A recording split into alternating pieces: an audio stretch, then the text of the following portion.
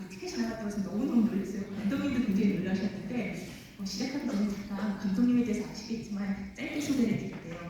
사실 이 영화가 작년에 한국영화계에서 정말 엄청나게 모두 다 이 영화를 봐야 된다고 얘기를 하고 화제작이었어요. 그래서 지금 가장 주목받고 있는 감독님이시거든요. So I don't know how many of you came to see the film because you knew already about director Yoon Kang and more her works. But both I and director Yoon and I were so surprised and happy that all 400 seats sold out tonight. So thank you. Just in case there's somebody who doesn't really know about this movie or director, let me just introduce her. This movie, when it was released in Korea last year, was the talk of the movie industry. It was so celebrated. It was really hot, and she is now one of the hottest film director in Korea right now. 네, 근데 사실 감독님이 저희 그 독립영화계에서는 굉장히 유명하신 감독님이세요. 그래서 2014년도에 단편 영화 콩나물로 사실 베를린 영화제 제너레이션 K 플러스 베스트 쇼필을 받으셨고요. 2016년에 우리들 영어 타이틀은 더 월드 오브 아스였고 2019년 우리 집 더 하우스 오브 아스를 연출하셔서 정말 굉장한 그 열렬 팬층을 누리고 계세요. But in the indie film scene in Korea, Director Yoon has been famous for a long time already. She won Best Short Award, Film Award at Berlin in 2013 with her short Sprouts. And in 2016, of course, she had a feature debut, The World of Us, and in 2019, The House of Us. And they were both really wonderful films that were celebrated, critically acclaimed. 네, 그래서 그 열렬 팬층 중에서 그 윤가은 팬클럽 서울 지부장이 바로 봉준호 감독님이세요. So all the fans that she has, do you know who the president of her fan club, the Korean branch of her fan club is? None other than Director Bong Joon-ho. 네, 그래서 이번 프로그램을 저희가 준비하면서 사실 여러분 한국분들한테 가장 좋아하는 영화를 골라달라고 했는데 독립영화 감독님 중에서도 한국인을 제가 이제 선정을 했어야 되거든요. 근데 머릿속에 딱 떠오르는 감독님이 바로 윤가은 감독님이셨어요. So for this Seoul After Dark series at MoMA this year, what we did at KOFA was to ask various leading directors of Korea to pick their personal favorites. And we wanted to include one indie film director, and the person who came into my mind right away was Director Yoon. 네, 그래서 이제 저희 프로그램명이 물론 서울 애프터 다크라고 해서 조금 이제 다크한 영화들, 특히 대입과 관련 영화들이 그런 영화들인데 그 중에서 제가 생각하기에 정말 선하고 그런 사려 깊음이 돋보이는 영화가 꼭 필요하다고 생각을 했고요. 그래서 사실 저한테는 오늘 이 자리가 너무 뜻깊거든요. So as the title of the program, Seoul After Dark, might suggest, this series includes a lot of dark films, especially the personal picks by Dave. But I also thought that it would be great to have something that was kind of warm and good and considerate. 네, 그래서 먼저 감독님한테 이렇게 뉴욕에서 특히 모마에서 여러분들하고 만나게 된 그 짧은 소감을 들어보겠습니다. So I would like to get Arinda's how she feels about having her film screened at MoMA in New York.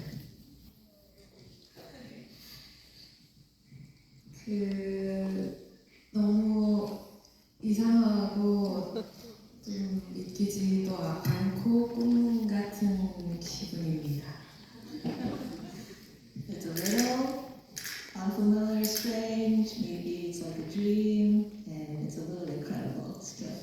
제가 이제 벌써 40대인데 그 횟수로 세보니까 23년 전에 뉴욕에 왔었어요. 그러고 다시 온 건데 그때 제가 그 미술을 되게 좋아해서 미술 전공을 할까도 생각을 하던 때여서 이 모마에 와서 여러 그 페인팅들 뭐 아트를 보면서 이런 곳에 이런 전시를 하는 사람들은 어떤 사람들이었을까? 어떤 작가가 되어야 이런 곳에서 이렇게 여러 사람들을 만날 수 있을까 생각했는데 제가 영화를 이곳에서 상영하게 될 줄은 꿈에도 몰랐어서 아직도 시차 적응하느라 약간 몽롱해졌던 그런 것 같아요. 좀 약간 정신이 없고 기분 이상합니다. 이게 꿈이 아니었으면 좋겠습니다. I'm in my 40s now, and when I was in my early 20s, maybe 20 something years ago, I was actually in New York about a month, and then this is my second time back this week. And when I was in New York then, I was really into fine arts, because I was thinking about maybe going into fine arts to become an artist in that sense. So I would come to MoMA a lot to check out all these great paintings and other things, and just marveling and going, what kind of person would you have to be to have your work be displayed in a place like this and reach so many people with their works? And maybe it's the jet lag talking because I just got here a couple of days ago, but it's still really that incredible for me, and it's like a dream, seriously. 네, 사실 아까도 말씀드렸듯이 감독님의 그 열렬한 팬이신 봉준호 감독님이 그 아빠스 티아로타미하고 고데이다 히로카즈와 더불어서 아역 배우를 스크린에서 살아 숨쉬게 하는 상대 마스터라고 감독님을 칭하셨는데요. 아마 여러분들도 이 영화 보시면 정말 놀라운데 이 영화 전에도 우리들이랑 우리 집에서 아역 배우들, 특히 어린 배우들이 많이 나오거든요. 근데 이 배우들이 연기를 너무 자연스럽게 하는 거예요. 그래서 저는 항상 감독님이 그 연기 연출에 대한 비결이 뭔가 궁금했거든요. 오늘 이 영화에서도 남동생으로 나오는 그 배우님이 너무 연기 잘하시잖아요. 그래서 감독님 비결이 뭔가요? So, as we mentioned, the greatest fan, the number one fan of director Yoon Bong Joon-ho, always counts her as one of the top 3 directors who work best with children, including Koreda Hirokazu, Abbas Kiarostami, and so those 3 directors do wonderful work with children. And if you have seen The World of Oz or The House of Oz, you would know that she has an extraordinary touch with child actors. So especially the little actor who played the brother character to the lead character here, didn't he do really wonderfully? So I really want to ask her what her secret is. How do you work with children like that? 일단 정신 연령이 좀 비슷해야 되는 것 같고요. So you need to have the same mental age. Has that helps? 사실은 어린이 배우들이랑 할 때 필요한 것은 시간인 것 같습니다. 저는 이제 저예산 독립영화를 계속 찍어왔는데 이 독립영화 찍을 때 가장 큰 장점은 감독이 원하는 장면을 만들기 위한 방법이랄까 그 시스템을 감독이 스스로 잘 주물러서 만들 수 있다는 것인 것 같고요. 그랬을 때 저는 이제 끝없이 같이 하는 제작자한테 우리는 시간이 필요하다. 왜냐하면 아이들은 경험도 지식도 별로 없기 때문에 많은 시간을 들여서 리허설도 하고 설명도 하고 그 친구가 현장을 놀이처럼 느낄 수 있게 편하게 올 수 있게 되면은 연기를 잘할 것이고 연기를 잘하면 영화가 성공할 것이다. 이제 이런 대화를 늘 나누고 그래서 최대한 많은 시간 연습하면서 가까워지려고 노력을 합니다. I think the one key to working well with child actors is time. When you make indie films like as I do with really low budget, one good thing about that is that I can actually get to decide and control to a degree how to sort of manage or generate a system that will lead to scenes that I really want to see happen. And so to that end, I would always ask my co-producer, what I need is more time, because these are child actors with not as much experience or knowledge as adult actors, and if they can somehow come to consider the set as like a playground, then they will actually act better, and acting better leads to better performance of the film. So that's why I try to meet with them and spend as much time as possible with them to practice and to get close to them, and that I think that is the key. 그리고 그 아이들의 가장 큰 부담은 시나리오를 외워오는 것, 그 외우 대사를 그대로 해야 하는 것에 대한 부담이 너무 커서 이제 저는 기본적으로 시나리오를 주지 않고요. 그리고 이제 전에 여러 가지 장면들을 연습 때 하고 현장에 모르는 채로 와서 저한테 오늘 못 찍어요? 이렇게 물어봅니다. 그럼 이제 그때 우리 연습 때 이런 거 했지? 이런 거 해볼 거야. 그럼 이제 신이 나죠. 그리고 이제 해야 될 대사들이 있으면 제가 한두 마디 정도로 줄여서 이런 말을 해볼까? 라고 제안했을 때 그 친구의 입에서 나오는 대사를 선호하기 때문에 그것조차 이제 외울 필요가 없게 만드는 게 이제 관건인 것 같습니다. And the biggest pressure for child actors is memorizing the script and saying their lines correctly. So what I basically try to do is not have a script. Give them the script to memorize. So what I do instead is meet with them before shooting and just create all these situations and practice and rehearse a lot without a script.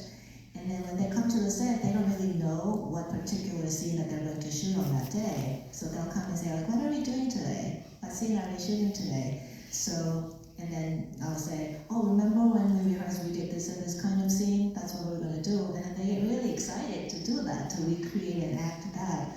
And so then, and if there is a line or some sort of a thing that needs to be in the movie, then I'll try to make it concise into a line or two and give them those lines so that it would be natural for the child actors to say these lines in the shoot.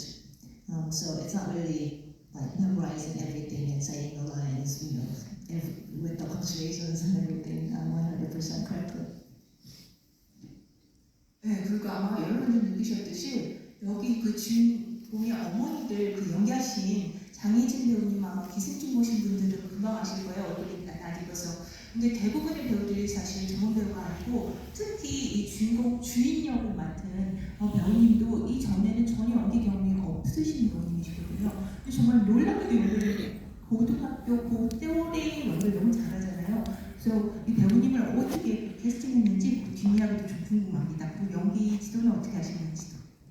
So some of you may recognize the actress who played the mom character from Parasite, but there are a lot of actors who are not quote-unquote professional actors, and most notably the lead actress who had no prior acting experience before this film. So what I'm wondering is, how did you find her and cast her, and how did you work with her in terms of acting?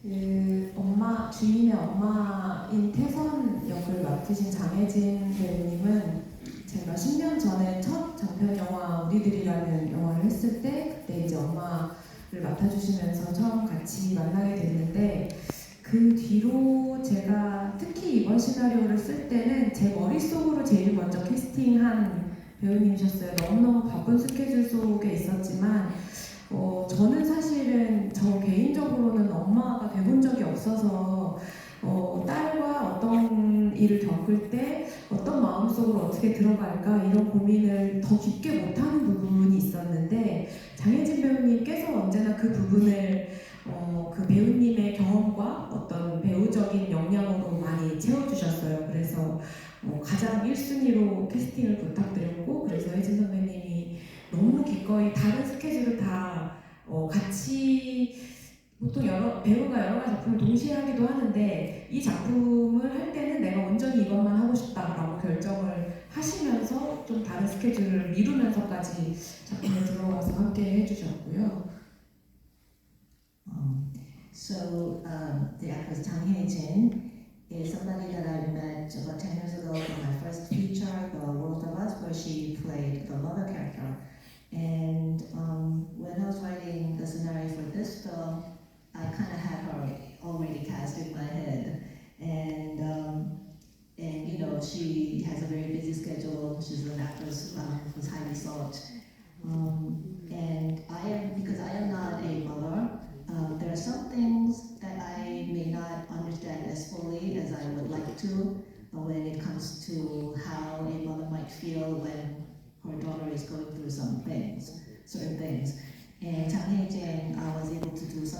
job with that, both from her personal experience as a mother and also from her sort of drawing from her thespian kind of capability. And so it was great, and she really has a busy schedule, and usually what a busy actor does is juggle more than one project concurrently. But when we shot this, she really wanted to concentrate on this fully, so she actually pushed back some of her projects so she could dedicate her time during the shooting of this film. 그리고 서수빈 배우는 진짜 기적처럼 만난 것 같아요. 처음에 프로필 사진 저예산이다 보니까 제가 다 봤거든요. 미팅하기 전에 프로필을 받아서 보는데 출연작이 하나도 없는 거예요. 정말로 하나도 없었어요. 보통은 그렇게 되면은 어디선가 연기를 했던 뭐 유튜브 링크라던가 이런 것도 보내줘야 되는데 그것도 없었어요. 그러니까 사진이 딱 왔는데 이름이랑 날이랑 근데 그 사진도 별로였어. 근데 그 사진에 너무 예쁘장하게 생긴 친구가 이렇게 사진에 있는데 그 눈빛이 사진을 뚫고 나오는 너무나 어떤 그 총명한 활기 같은 게 있는 거예요. 그래서 이게 뭐지? 이 친구는 뭐지? 경력이 없지만 꼭 만나보고 싶다 해서 만나게 된 친구고 만났을 때는 뭐 일단 대화가 너무너무 재밌었고요. 그 워크숍처럼 젊은 친구들이랑 다 같이 해서 하는 연기 워크숍 같은 프로그램으로 이제 배우를 뽑게 됐는데 그때도 너무나 유연하게 움직이는 친구였고 정말 운명적으로 혹시 하고 있는 운동이나 할 수 있는 운동이 뭔지 물어봤을 때 태권도를 어린 시절부터 해서 9년을 했었고 그 당시에 교범이라고 사범 직전에 이제 할 수 있는 아이들을 가르치는 일을 하고 있다고 하더라고요. 그래서 이것은 운명이다. 내 시나리오를 읽어봤나? 이제 이런 생각을 했죠. And the lead actress Shin Soo-bin, meeting her was it was a miracle really. I actually read every profile that came to me to cast this role, and when I got hers, I was like, what's in it? Because the profile only had her name, her photo, and how old she was, that kind of stuff. There was no prior work listed there whatsoever, not even like, oh, this is a YouTube link where I did some, home acting or whatever. So I was like, what is this? And the photo wasn't really that good either. But of course, she's a pretty person. And more than that, what I was struck by was in the photo that was on the profile, her eyes really came out from the photo, and she has this piercing eyes that were full of this vitality and brightness and intelligence. And so I wanted to meet with her, and once we met, we were able to really have a great conversation. We got along really well. And then we also held type of a acting workshop for young actors, where I cast a lot of roles from there, and she was there, and she moved around so fluidly there too, which was impressive. And another thing is, it's like destiny or fate. But when I asked her, do you do any sports? She said, oh, I practiced Taekwondo for about 9 years. And at the time that we were talking about casting her, she was teaching at a level that was just below the master level. So she was able to teach little children. And so when I heard that, I was like, have you read my scenario? 사실 제가 그 태권도 장면에 대해서 좀 이따 질문 드리려고 했는데 지금 이 태권도 얘기가 나와서 질문 드리고 싶었어요. 제가 사실 이 영화를 본 날 오전에는 감독님 영화를 봤고요. 오후에는 그 원 베더 액터를 봤거든요. 근데 그 원 베더 액터의 그 윌락 캐릭터가 가라데를 막 하잖아요. 그래서 가라데를 하면서 수련을 하는데 오후에 이 영화 보는데 여기 주인공이 태권도를 막 하는 거예요. 그래서 나이 또래도 되게 비슷하고 그 태권도를 하면서 이제 자기 자신의 몸과 마음을 수련했는데 이 또 태권도 도장이랑 그 공간을 사용하거나 또 그 사범님이 약간 아버지가 이 당시는 부재하니까 약간 아버지처럼 그런 사려 깊은 그렇게 약간의 배려를 하는 그런 모습을 보고 이거는 뭔가 이렇게 생각을 했는데 감독님이 이제 시나리오 쓰실 때 이미 태권도장을 이미 생각하신 거죠. 그래서 제가 감독님이 어렸을 때 태권도를 했나 이렇게 생각을 했거든요. So now that you mentioned Taekwondo, I'm going to ask her a question that I was going to ask a little later. When I first caught this film, I saw another film the same day early before I saw this film, right? So in the morning I saw One Battle After Another, and in the afternoon I saw this film. And you know, oddly, so in the former film, the lead character does karate, right? And here, the lead character does taekwondo. So I really want to know, like, did you practice taekwondo? Did you train? Why? How did you get to include that in the scenario? 저도 어렸을 때 점점 커서 주인이 나이 그 전쯤 이제 청소년기에 태권도를 실제로 좀 늦게 배웠는데 그때 제가 되게 방황하던 시기였는데 실제로 도장에 나가서 이게 태권도잖아요. 이게 나름의 도라서 그냥 운동이 아니라 살아가는 법에 대한 어떤 태도나 예절을 배우는 곳이기도 해서 이제 그때 만났던 또 사모님이 되게 좋으신 분이었어요. 그래서 언젠가 이런 공간, 이런 선생님을 다뤄야겠다 그랬는데 이렇게 들어오게 그래서 더 자연스럽게 들어오게 된 것 같아요. 좀 완전 다른 얘기인데 나름 폴 토마스 앤더슨이 그 시나리오 쓸 때 저도 비슷한 도장 생각했다는 거잖아요. 그런 어떤 저 혼자만의 같은 생각을 거장과 같은 비슷한 생각 정말 조금만 비슷한 생각을 했다는 그런 기쁨이 있습니다. Well, when I was a little younger than Julian's age in my life, this was sort of my period of wandering and sort of being lost. I did take taekwondo for a little bit, and the name taekwondo includes the word do, tao, the way, right? So it's not just sport, or it's not just martial arts. It's like the way of life, how to live, also it teaches you how to behave, manners, etiquette, and I had a very, very good master, and so that's why I think it was natural for me to kind of include that in the scenario. And this is kind of, I digress a little bit, but speaking of one battle after another, I was like, wait, so that means both Paul Thomas Anderson and I were writing a scenario about martial arts at the same time. So wow, I was doing like a similar thing to this great director. So that's kind of cool. 네, 그리고 아마 이 영화에서 정말 인상 깊은 장면을 이제 꼽으라면 아마 여러분들도 꼽으실 수 있을 것 같은 게 세차장 장면이잖아요. 그 장면에서는 이번이 이제 세 번째 보는데 그 가슴이 아직 보면 두근두근 울렁울렁거려요. 근데 이 장면을 이제 영화 중간에 내셨는데 제가 사실 여기 오기 전에 감독님 인터뷰를 여러 개를 봤거든요. 근데 감독님께서 요즘에는 그 전형적인 스토리텔링에서 좀 벗어나서 감독님 본인의 어떤 서사 구조에 대해서 고민이 많으시다고 그렇게 말씀하시더라고요. 그래서 본인이 표현할 수 있는 이야기를 갖고 있는 그런 어떤 서사 구조에 대해서 세세장 장면하고 더불어서 조금만 얘기해 주세요. Okay, so for me, maybe for you as well, the most impressive scene in the movie is the car wash scene. I've now watched the film 3 times, and again, like no failure, when I was watching the car wash scene, my heart was just going like this, and it just really moved me. And I have seen many interviews that you've done, and in some interviews you were saying how you want to kind of go away from this kind of typical storytelling and do your own narrative structure. So I'd like to ask you about how, what that is or how.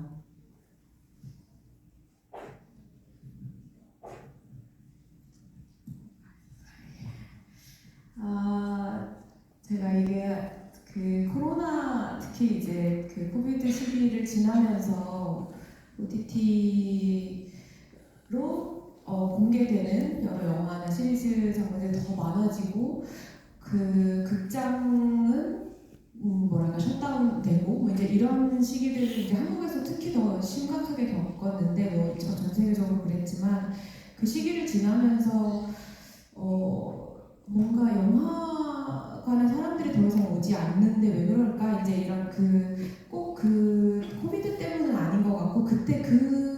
지나면서 스토리텔링의 어떤 형태가 많이 변화한다고 느낀 것 같아요. 이것은 물론 OTT의 유입도 있겠지만 굉장히 짧은 시간에 굉장히 다양한 종류의 이야기들이 다양한 방식으로 많이 나오다 보니까 오히려 영화 안에서 새로운 스토리텔링이랄까 새로운 방식, 새로운 형식, 구조에 대한 고민을 좀 놓치고 온 것 같다라는 생각을 좀 하게 됐고 그거는 저 개인적으로도 이를테면은 액트 1, 2, 3 있는 기본적인 그리고 기승전결해서 클라이막스가 그 엔딩 바로 직전에 붙어 있는 이제 그런 구조의 이야기를 계속 쓰고 생각하다가 이 수많은 종류 형태의 이야기들 속에서 영화가 영화로서 기능하고 뭔가 어떤 새로운 감정을 전달할 때 그 예전에 쓰던 그 구조를 그대로 쓰는 게 맞나 하는 고민이 일단 굉장히 많았어요. 제가 예전에 익숙하게 쓰던 구조에 저 자신이 좀 질리는 것도 있었던 것 같고요.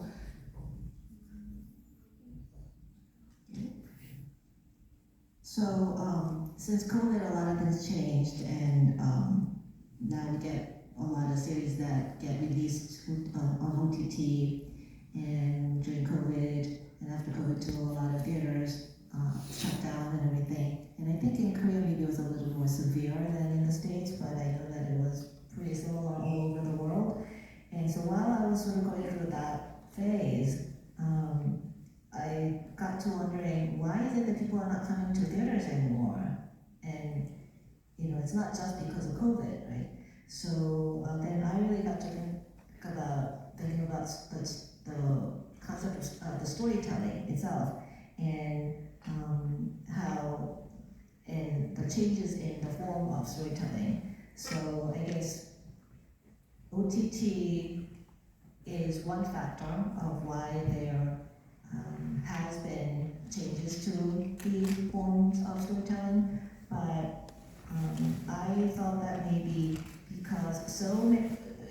maybe while so many stories were told in so short a period of time in so many different ways, maybe in the movie industry we kind of missed the boat on sort of getting into really new ways of storytelling.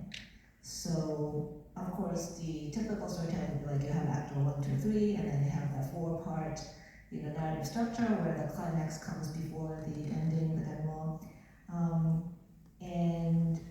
But then I really got to question, is this kind of extant or existing ways of, way of storytelling right or suitable if films are going to function as films and convey affect and emotions.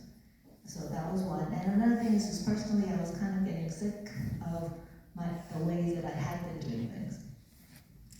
그래서 가장 고민한 건 클라이막스를 어디에 배치할 것인가? 그리고 이제 이 이야기 자체는 그러니까 영화는 줄거리가 아니다라는 생각을 하게 됐어요. 그러니까 어떤 줄거리를 요약해서 그 작품 어땠어? 라고 물어볼 때 이런 이야기였어? 라고 말하는 그게 곧 영화는 아닌 거죠. 그런 영화는 조금 더 어떤 시간을 견디면서 보는 것이고 컴컴한 극장에 앉아서 어떤 시간들이 지나가기를 그것을 같이 등장인물들과 같이 호흡하면서 같은 시간을 견디면서 어딘가를 향해 가는 이 종류의 것일 텐데 그거는 어떤 사건이 터지고 그거를 해결해가는 어떤 식의 그 서사적인 줄거리보다는 좀 다른 거라고 생각이 들었고 그랬을 때 제가 하고 싶었던 것은 클라이막스의 위치가 어디여야 하는가였고 그 세차장 장면은 저한테는 이 영화의 말하자면 클라이막스였는데 클라이막스가 엔딩의 뒷부분으로 가면은 이 전체 이야기는 사실은 주인이는 이런 아이였어 라고 말하는 것이 될 텐데 주인이가 어떤 일을 겪었는지를 밖으로 내보이는 것이 이 이야기가 숨긴 비밀 같은 게 아니었어요. 그건 처음부터 이렇게 은근히 흘러나와서 모든 사람들이 이미 어떤 사람들이 영화가 시작한 지 10분, 20분만 해도 주인이가 어떤 아이인지 알고 영화를 보는 구조였기 때문에 그 주인이가 그 이야기를 감정적으로 모든 것을 토해내는 것을 영화의 정확히 중간에 놓고 영화가 반 접히게끔, 그래서 영화가 중간까지 올 때는 주인이가 과거에 어떤 일을 겪었던 것 같은데요, 지금 어떻게 살아가고 있네를 보다가 그 중간이 지나가면서부터 그랬던 주인이 입으로 자기 증언을 하고 난 다음에 주인이는 어떻게 보여질지에 대한 새로운 감상이 쌓일 거라는 생각을 하면서 뭐 이제 일종의 그런 실험을 해본 것 같습니다. So for me, the biggest question was where to place the climax of this film, because a film is not the synopsis of the plot, right? Because if you would say, oh, you went to see such and such movie, what was it like? And they go, oh yeah, this happened. That's not what a film is, right? I believe a film is what you watch with the passage of time. You sit in a dark theater, you spend the time, you give the time, you sit through a film, you go through things with the characters together, you breathe with them, and then you experience and endure what the characters are enduring. And I think that's a little different from this kind of narrative structure where something happens and then you resolve it. And that's the movie, the plot. So the placement of the climax was a big deal for me. And for me, that car wash scene is kind of the climax for this film. And because if this had come in the end, let's say, as a sort of a more traditional climax location, then this film would be like, oh, it turns out Chu-Ying was that kind of a person. And that's like the theme of the movie. That this happened to her, and that was what it was. And actually, that was never what the movie was going to be about, because this big secret that she has is not really a secret. The things are shown in the film from the beginning, where you know what her big, secret is. Maybe even 10 minutes in, you'll probably guess what it is. And what I wanted to focus on was what happens when she herself actually announces it. She reveals it with a lot of emotion, and that happens almost at the exact halfway of the film. So the film kind of folds in half around this climactic scene. And then what I wanted to do after the scene was, after she herself offers this secret about herself, how then is she viewed by others?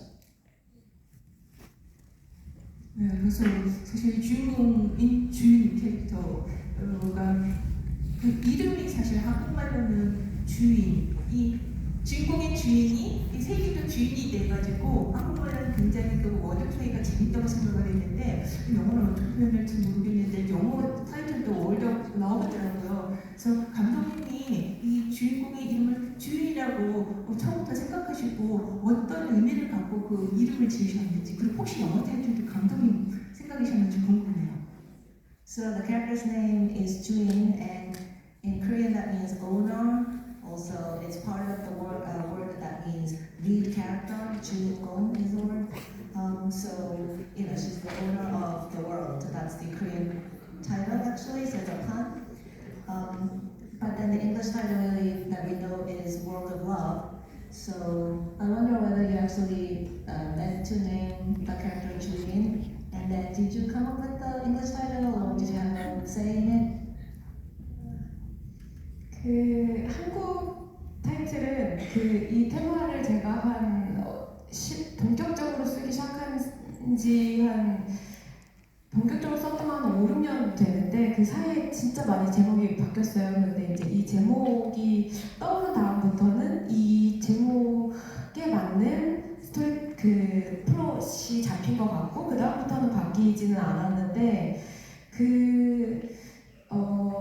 약간의 아이러니랄까요? 이 세상의 주인이 누구일 것 같아? 라고 물어봤을 때 우리가 흔히 생각하는 뭔가 파워를 갖고 있고 어떤 힘을 쓸 수 있는 어떤 굳건한 사람을 생각할 때 그 반대에 있는 것 같은 사람이 주인공으로 보여질 때, 하지만 그 사람이 영화를 보는 끝에 가서는 자기 세상의 주인이구나 저 사람이야말로, 이런 아이러니가 발생할 때 그 제목이 어울리는 제목이겠다 이렇게 생각을 해서 한국어 제목은 들어왔는데 영어 제목이 너무 어렵더라고요. 근데 이것을 어떤 게 잘 모르겠어요. 한참 고민했었고 진짜 여쭤보고 싶네요. Which one is better, the Own of the World or the World of Love?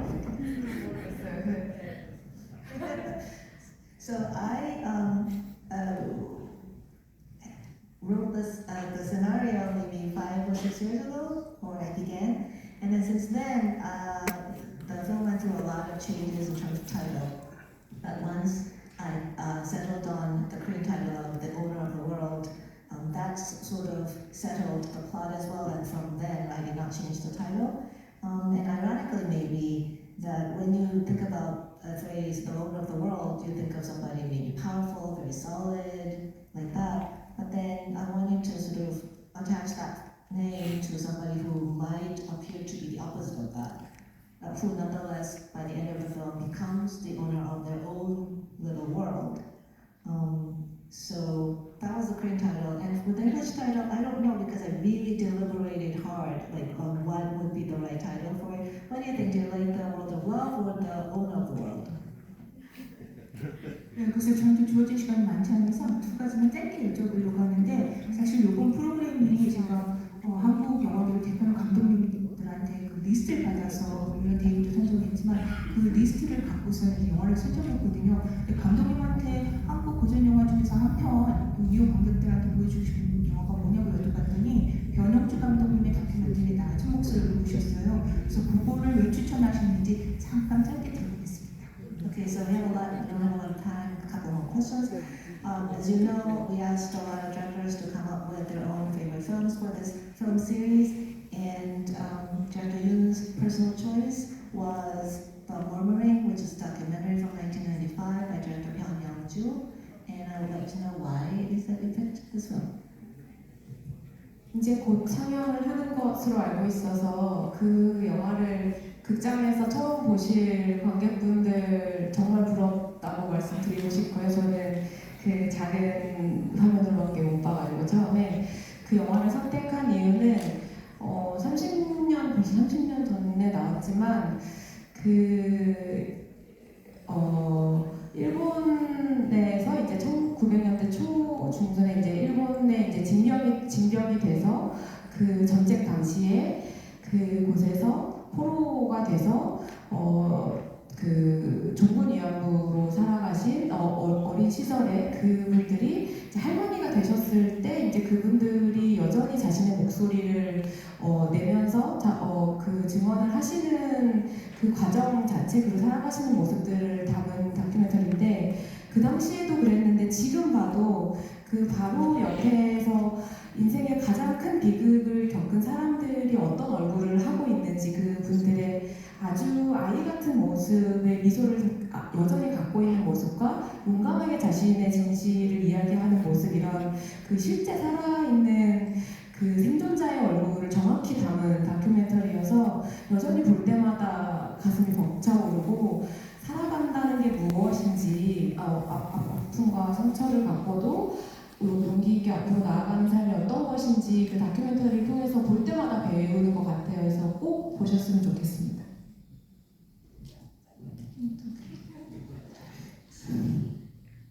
So this documentary is going to screen on the 11th, I believe, and if you come to see it on the big screen, I really envy you, because my first time meeting this documentary was through a little screen. The reason I picked this film and the reason it means so much is that this was made about 30 years ago, and it deals with those so-called comfort women who were actually forced sex slaves during World War II. Those Korean women who were taken to Japan or elsewhere and were put into forced sex labor. And this documentary is about the survivors who were then already sort of grandmothers and old ladies.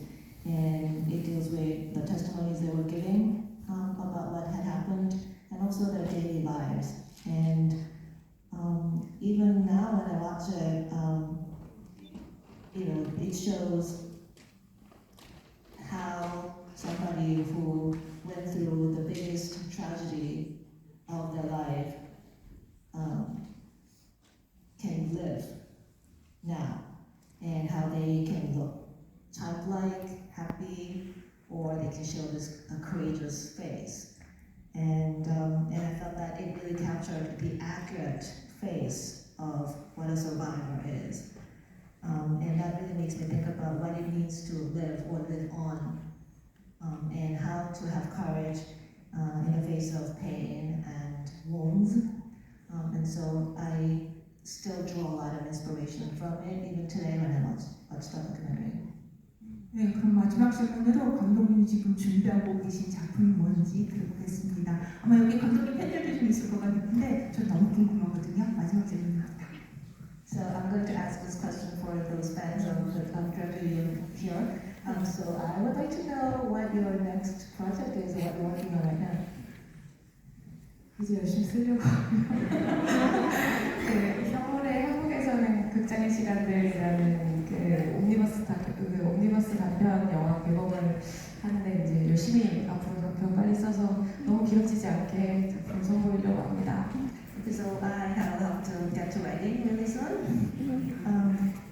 But in March in Korea, they're opening an omnibus film thing that's called it's a project called Time of Theaters, and that's